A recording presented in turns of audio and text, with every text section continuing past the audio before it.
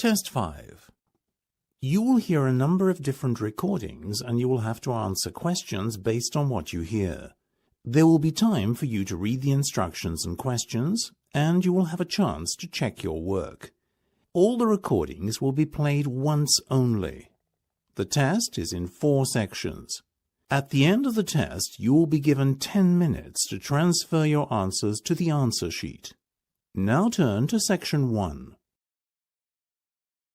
Section 1. You will hear part of a telephone conversation between a job seeker and a recruitment agent. First, you have some time to look at questions 1 to 6.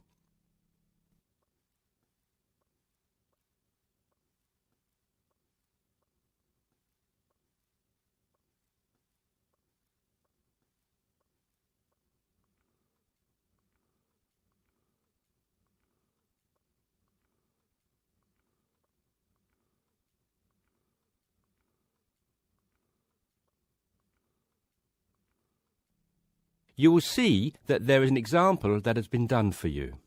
On this occasion only, the conversation relating to this will be played first. Yes, so that's Janet Thompson. Would you like me to spell it? If you wouldn't mind, thank you. Just a surname, please. No problem. It's Thompson. The job seeker's surname is Thompson, so you write Thompson in the space provided. You should answer the questions as you listen because you will not hear the recording a second time. Listen carefully and answer questions 1 to 6. Yes, so that's Janet Thompson. Would you like me to spell it? If you wouldn't mind, thank you. Just the surname, please. No problem. It's Thompson. Great. Now, Janet, before we go through the openings I have here in front of me, might I just take a few more details to complete your profile on my system? Of course. What would you like to know? Well, let's start with your email address, please. OK, janthompson@hort.net. I see. Is that Jan as in Jan? No, that wasn't available. I had to make do with JANN. Here, let me spell it for you again, just to be sure. JANNTHOMPSON@hort.net. Much obliged. And could I ask, do you have your referee details to hand? Yes, what do you need? I need 1 work reference and 1 character reference from a friend or colleague. OK, for a work reference, there's Jane Foote. She's my former boss at Bermuda Girls' School, head of English. OK. My personal referee is Monica Carbody. Mon and I have been best friends since we met in Bermuda in 1991, when she was deputy head of English under Mrs. Foote. Perfect. And you mentioned, of course, that you're an English teacher, but are there any additional subjects you're qualified to teach? Yes, I have a diploma in special needs, and I can also do history to GCSE level. Very good.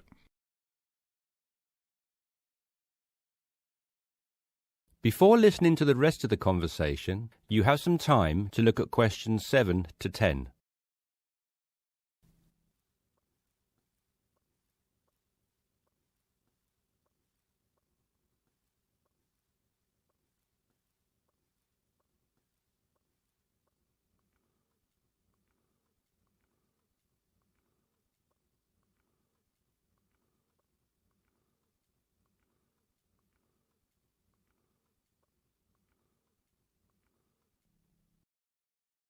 Now listen and answer questions 7 to 10. Do you think I stand a good chance of finding something? Oh, better than good. In fact, we have some positions we can offer you today. You see, it's not so difficult to find a temporary role. Tell you the truth, there are plenty of them around, but getting a permanent position will prove a little more trying, though.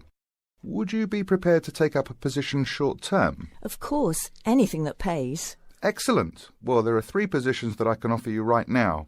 The first is a teacher of English in LaSalle School. I'm sure you know it, right in the city centre. Yes, near where I live, actually. Even better.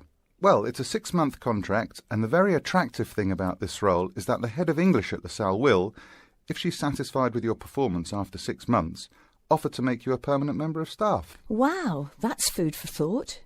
It certainly is, bearing in mind what I said before about how hard it is to find a permanent role. The second position I have to offer you is in a school near Chelsea. It's called the Chelsea Free School. Are you familiar? I can't say that I've heard of it. Well, this contract is for 1 year, which is a lot better, looking at it from a short-term job security perspective, than the first role I mentioned. But you also have to realise that you are a temporary replacement for a female teacher who has taken maternity leave. There is no prospect of the position being made permanent. I see. I have one other vacancy at the minute, though I doubt you'll find it quite so appealing. It's situated in rural Cambridgeshire. I'll spell that just in case you want to take it down. CAMBRIDGESHIRE. And the school simply goes by the name Cambridge, though it's not in any way related to the other more well-known establishment of the same name. I was just going to ask that. What a lovely location, though, eh? Yes, but there's a catch. It's only a 6-week contract to cover for someone on extended sick leave. I see. Well, I guess that's ruled out then. What sort of salary can I... That's the end of section 1. You have half a minute to check your answers.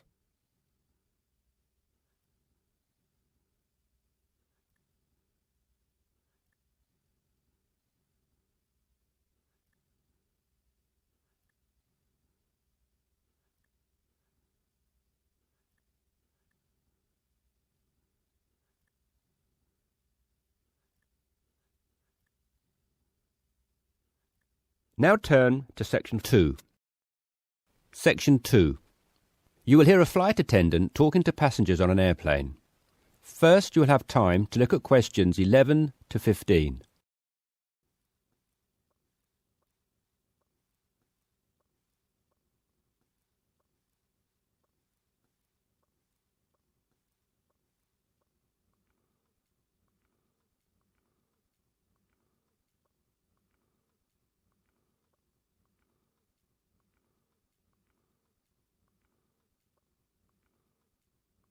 Now listen carefully and answer questions 11 to 15.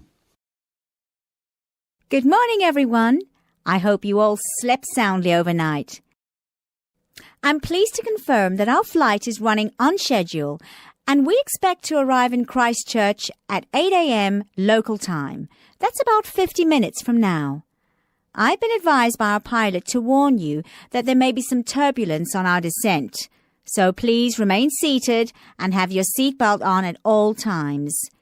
As you may have heard, a fairly severe tropical depression is headed for New Zealand and in fact is reaching the west coast of the South Island as we speak. Thankfully, we are landing on the east coast, where the weather is still relatively good. Wind speeds are steady at around 15 miles per hour and the sky is generally overcast, though the sun may creep out from time to time as the morning progresses. That said, when the storm reaches this afternoon, conditions will deteriorate rather quickly.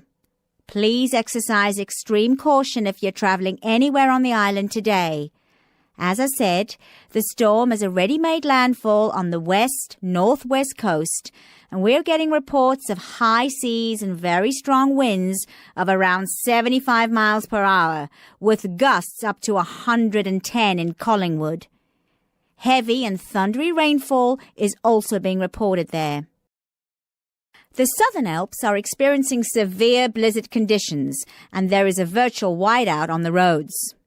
There are accumulations of up to 3 foot of snow already, so please, under no circumstances, be tempted to take the mountain road from Christchurch to Bluff.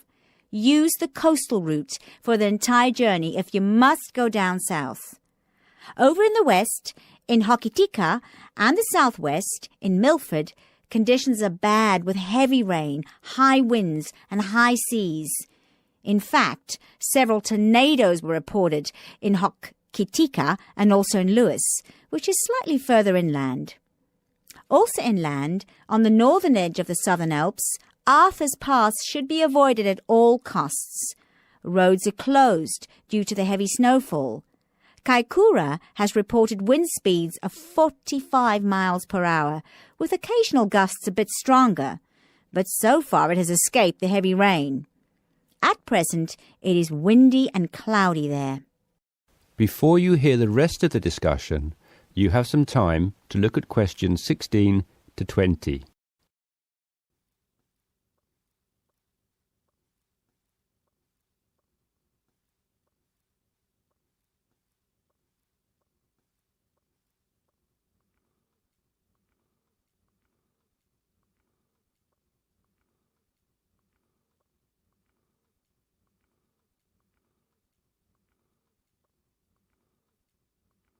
Now listen and answer questions 16 to 20. Hello again, ladies and gentlemen. We should be landing in approximately 10 minutes' time. Just an update for you on the weather conditions in and around Christchurch. We expect the storm to reach us by approximately 1 p.m. Town officials are closing all roads out of town as conditions are simply going to be too dangerous, with the risk of falling trees and flying debris too high. Roads will have officially been closed for 30 minutes by the time we land at 8 a.m. Passengers whose travel plans did not entail an overnight stay in Christchurch, we would like to extend our apologies to you on behalf of the Christchurch Town Council for the inconvenience caused. However, it is in the interest of safety that these steps have been taken. Those of you without accommodation should go straight to our customer service desk at the airport, where a council official will be waiting to take you to temporary shelters in the town. Those of you who are staying in Christchurch should go to your hotel and follow the instructions of staff there. It may yet be necessary to evacuate you down to the shelters as well. This decision will be made by hotel staff who are monitoring the situation very carefully. The storm has made a direct hit on the island. The storm eye is expected to arrive in Christchurch at about 4 p.m., after which a brief period of calm will be experienced. The western wall of the storm will then hit at approximately 4:30, and the extreme winds and heavy rain should have improved by about 7 p.m. All roads will be reopened from 9 p.m. onwards. However, we're advising people to refrain from driving unless absolutely necessary, as conditions will be extremely hazardous with a risk of flooding everywhere. Flash flooding is a real danger for the valley towns of the south in particular, as mountain rivers and tributaries have already swelled to record levels. High winds have already caused massive power cuts in West Coast towns, and a string of major tornadoes have caused havoc across the Midlands. If at all possible, stay in Christchurch until tomorrow morning, when the clean-up will begin. And, above all, stay safe. That's the end of section 2. You have half a minute to check your answers.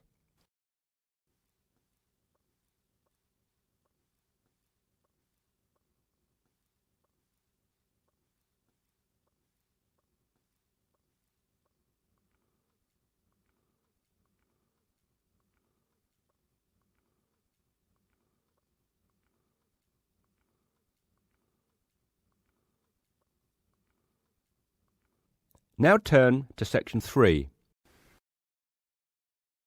Section 3. You will hear a discussion between two psychology students and their tutor. First, you have some time to look at questions 21 to 24.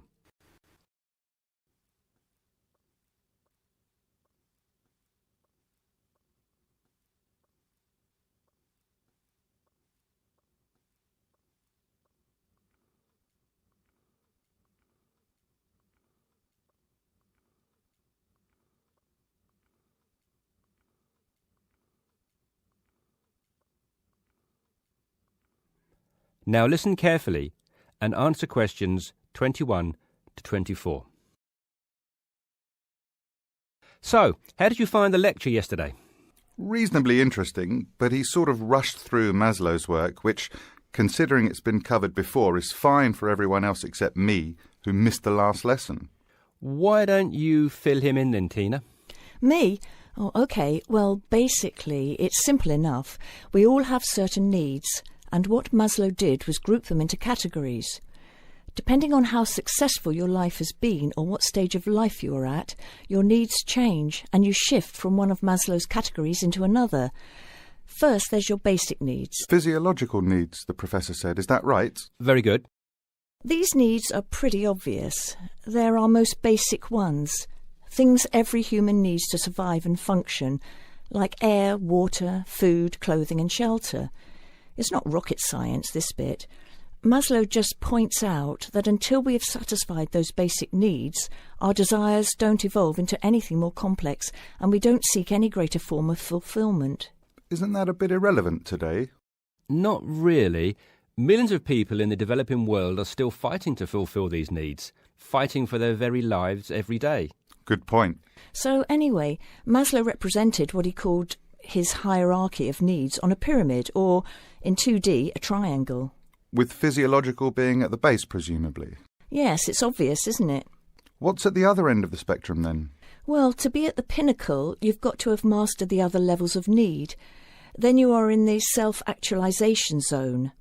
This is a place where you are very at one with yourself and looking to make the absolute most of your skills, talent and potential. You can only focus on maximising these, though, of course, if, as Maslow reminds us, you're fulfilled in every other sense. And what are these in-between levels, then? Well, after you've found food and water and shelter and so on, the next step is to fulfil your safety requirements. Safety does not just mean your physical safety, though. That's far too simplistic. It's also about your emotional safety, your job security and so on. And let me guess, after that it's the need for esteem. No, Maslow reasoned that after your physiological and safety needs are fulfilled, the next most urgent requirement is for friendship, intimacy, companionship and so on. You know, on an emotional level, building a family, having relationships, etc. Only then, after you have found a sense of belonging, does the need for esteem take precedence, he argues. Presumably that's the need to feel accepted and valued. Yes, but more on that later. Do you feel more comfortable now? Yes. Thank you both. Before you hear the rest of the discussion, you have some time to look at questions 25 to 30.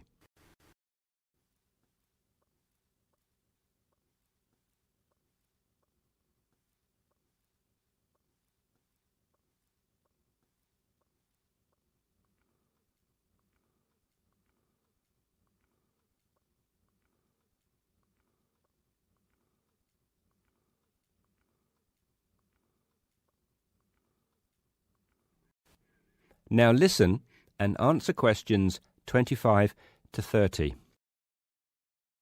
OK, now that you are both familiar with Maslow's hierarchy of needs, let's look at a few cases in point. Case 1. Crime boss in the slums of Mumbai. What do you think? Surely very low. Physiological, I'd have said. But he has food and shelter. A shed is hardly shelter. And how is living from hand to mouth every day adequate from a nutritional perspective? Oh, of course. You're right if you look at it objectively. But remember that human psychology is far more complicated than that. When quizzed, this person surprised researchers. First of all, he regarded his shed as adequate shelter and was completely content there. Secondly, he genuinely felt satisfied with his level of food intake. Thirdly, being the crime boss of the slums, he felt very safe, arguing that no one would ever touch him. He had no self-esteem issues either, since he had the respect of his fellow slum dwellers. It may have been fear, but he perceived it as respect. That is all that matters, and was quite content with who he was. I see. So it's not just about the reality of your situation, but also how you perceive that reality. Exactly.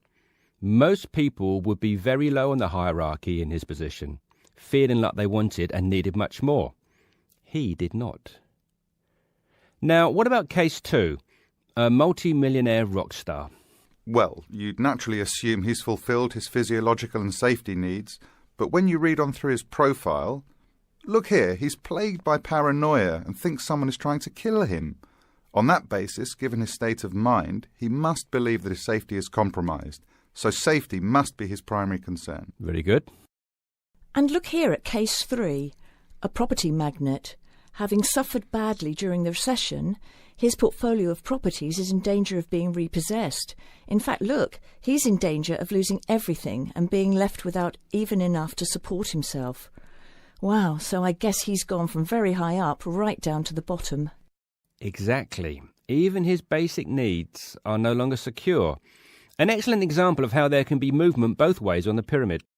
Case 4. A housewife. She must have some esteem issues, surely. Read on. she is quite content and well respected and loved by her friends and family. What's more, being a housewife is all she ever wanted to do, and she has excelled at the task. Therefore, forget esteem. This lady has maximised her potential in her eyes. She's right at the top. And case 5? A very sad case. It is what it is. There are always innocent victims of war, and he was left with nothing, not even a home over his head. Every day is a struggle to survive. How sad. And last but not least, case 6. Another rock star, though a different story. He says the only thing he craves is friendship. He has everything, but is awfully lonely. I think it's obvious where he is on Maslow's hierarchy. Indeed. That's the end of section 3.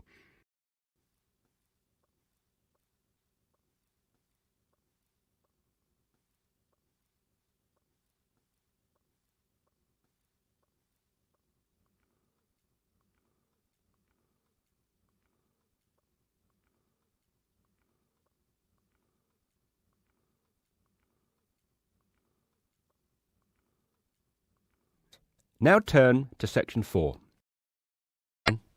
Section 4. You will hear part of a talk about what happened at the Fukushima power plant after the March 2011 earthquake. First, you have some time to look at questions 31 to 36.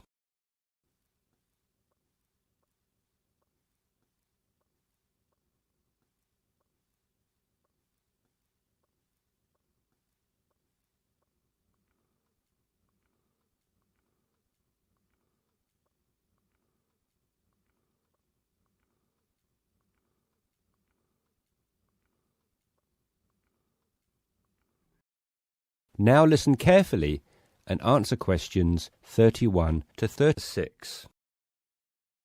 To really understand what went on at Fukushima after the tragedy, which was the March the 11th tsunami, I'm going to have to give you a brief introduction to nuclear power and an insight into how a nuclear power plant like Fukushima functions. Look at the diagram here on the screen. To the left there is a rather massive building. This is known as the containment building, and it is, safety-wise, the most fundamental aspect of a nuclear power plant. Containment buildings are typically constructed of steel or reinforced concrete. The Fukushima one was made of a mixture of both. Notice the concrete domed roof, which was so prominent in the aerial photographs which were taken after the tsunami hit. The containment building is, of course, always completely airtight to prevent leakage of radioactive material in the event of a malfunction or failure of plant systems. It should also be natural disaster-proof, and Fukushima's was, given the regularity with which they occur in Japan, able to withstand huge magnitude earthquakes. It also withstood the giant tsunami which struck. The containment building itself, therefore, did its job. But more on this later. The containment building houses the reactor core, which is where all the nuclear reactions take place. You will also notice the 4 cooling rods. These rods can be raised and lowered as required to control reaction speed and soak up neutrons. Now, if you look to the right-hand side of the containment building, you'll notice the coolant system, which basically regulates the temperature of the core and prevents it from overheating.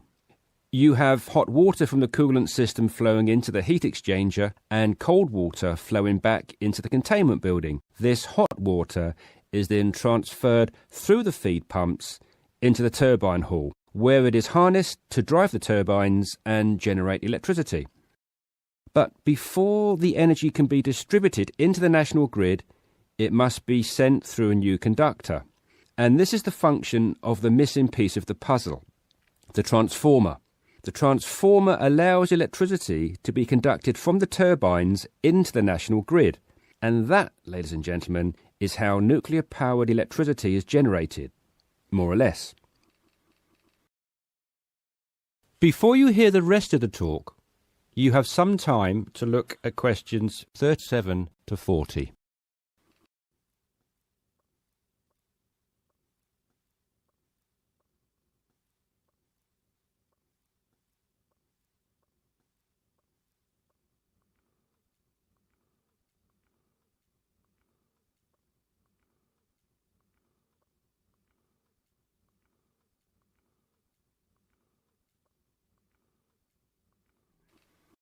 Now listen carefully and answer questions 37 to 40.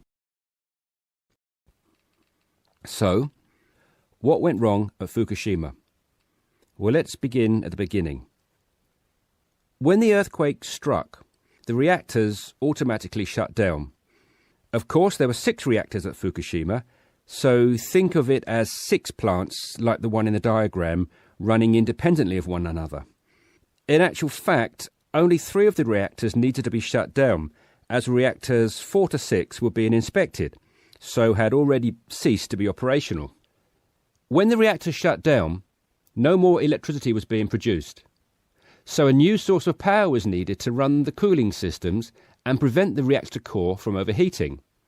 This is where the plant's on-site diesel generators came in. They were immediately powered on, and the reactor core's temperatures were being regulated again. So far, so good.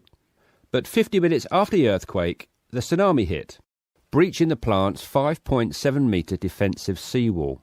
The tsunami flooded the basements of the 6 turbine halls and disabled the diesel generators. And this is where the problem began. You see, the containment buildings actually did their job, and reactors 1 to 6 were not compromised by the earthquake or the subsequent tsunami. However, site engineers and safety personnel had failed to take into account the possibility of the seawall being compromised. Once this happened, and the turbine halls flooded, the diesel generators were useless. It was going to be a race to get the coolant systems up and running again in time to stop meltdown or fallout from occurring. With the generators down, power was now being supplied by batteries with a life of no more than 8 hours each, the last resort the plant had in an emergency of this nature. Furthermore, inside reactor 1, even some of the batteries had failed. The reactor core was not being cooled sufficiently, and both temperature and pressure inside the containment building were rising. Eventually, a day after the tsunami, there was an explosion in the reactor building and the roof collapsed. Engineers made a desperate attempt to cool the reactor core by pumping salt water into it, but the damage had already been done and the reactor had begun leaking. It was confirmed later that same day that meltdown had occurred. That is the end of section 4. You now have half a minute to check your answers.